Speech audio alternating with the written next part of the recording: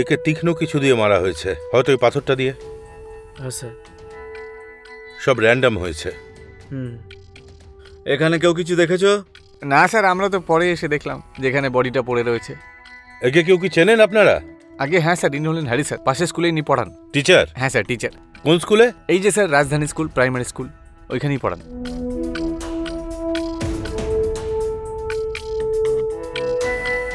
রবি একটা কাজ করো, হ্যাঁ স্যার। লাশ পোস্টমর্টমে পাঠিয়ে দাও, আর এদের সকলকে জিজ্ঞেস করো যদি কিছু জানা যায়। Okay sir. অ্যাম্বুলেন্সে ফোন করো আর সবার সঙ্গে কথা বলো।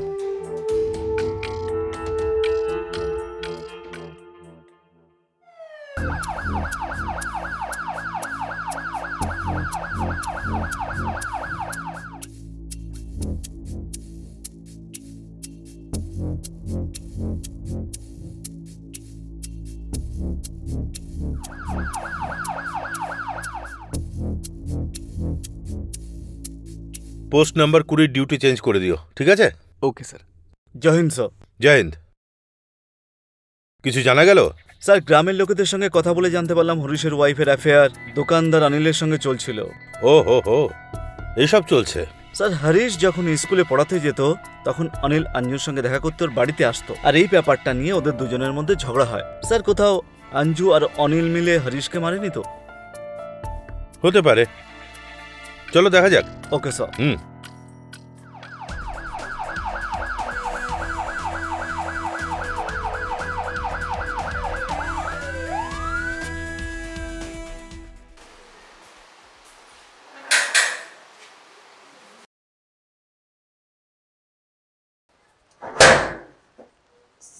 স্যার, কিছু জানতে পারলেন?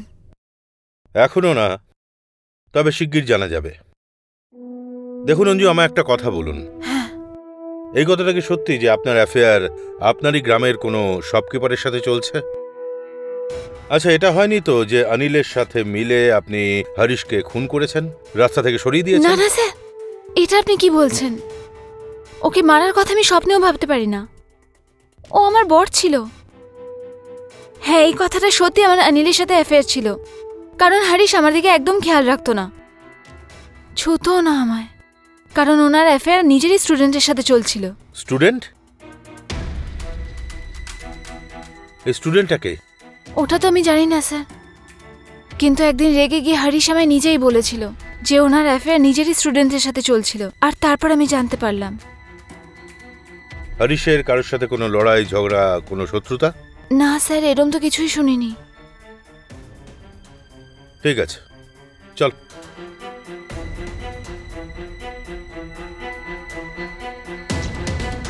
রবি, একটা কাজ করো। হ্যাঁ স্যার।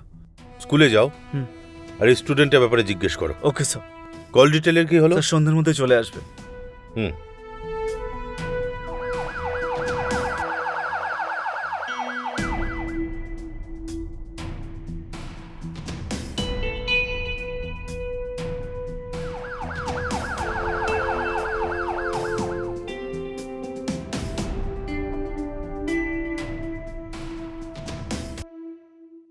স্যার,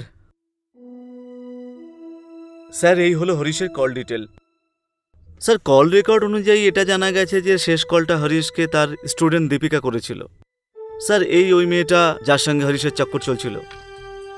স্যার, স্কুলে জিজ্ঞাসাবাদ করে জানতে পেরেছি 1 বছর ধরে এদের সম্পর্ক ছিল।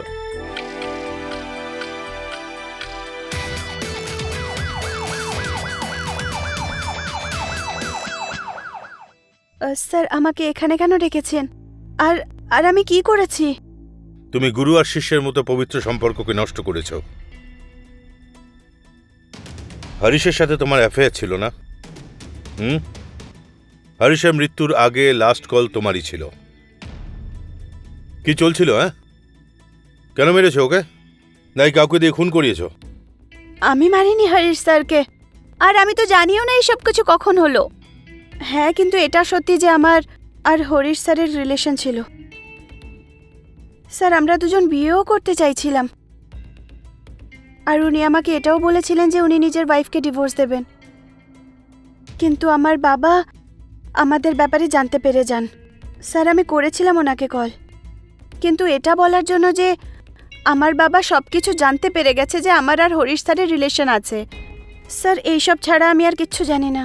দেখো দীপিকা, তোমাকে আরো একবার বলছি যে তুমি যা জানো আর যতটুকু জানো আমাকে সব সত্যি সত্যি বলে দাও। যদি আমরা আমাদের মতো করে খোঁজ নিই আর তোমার বিরুদ্ধে যদি কোনো প্রমাণ পাই তাহলে তুমি খুব পস্তাবে কিন্তু। স্যার আমি যা কিছুই জানি আমি সব কিছু বলে দিয়েছি। আমি আপনার কাছে কিচ্ছুই লুকোইনি।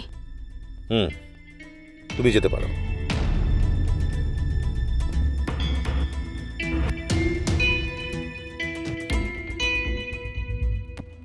স্যার এদের মধ্যে যদি কেউ না মারে তাহলে কে মেরেছে?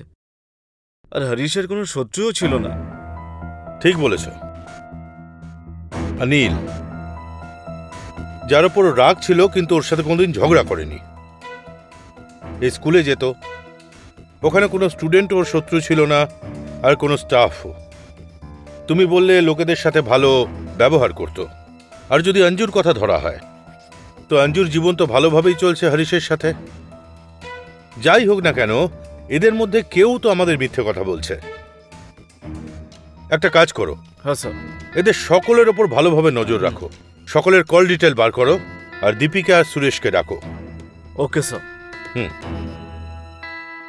আমাদের অনেক পরিশ্রমের পরেও খুনিকে আমরা হাতের মুঠোয় ধরতে পারছিলাম না। শেষমেশ দীপিকার পিতা সুরেশ আমাদের একটা ভিডিও দেখায় যাতে কেসটায় একটা নতুন মোড় আসে। আর যে সত্যিটা সামনে আসে সেটা সত্যিই চমকপ্রদ।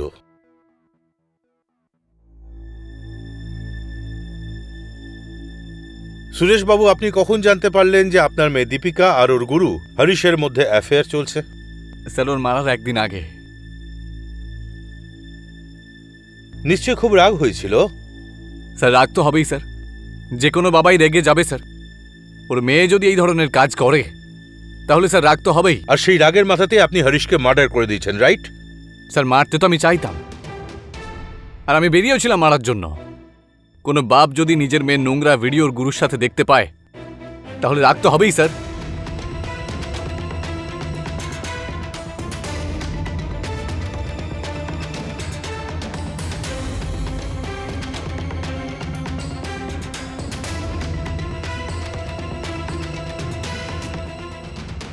স্যার আমার খুব টেনশন হচ্ছে, বুঝতেই পারছি না যে কি করব আমি। আপনি বুঝতে পারছেন না, আমি মেয়ে, আমার বদনামি হয়ে যাবে। দীপু, বাবা তুমি। কিসের ভিডিও এটা? বাবা কে বদনাম হয়ে যাবে? কিচ্ছু না। কি রয়েছে এতে? কিচ্ছু না তো। কি আছে এতে? কিসের ভিডিওটা? দেখাও দেখাও, ভিডিওটা খোল।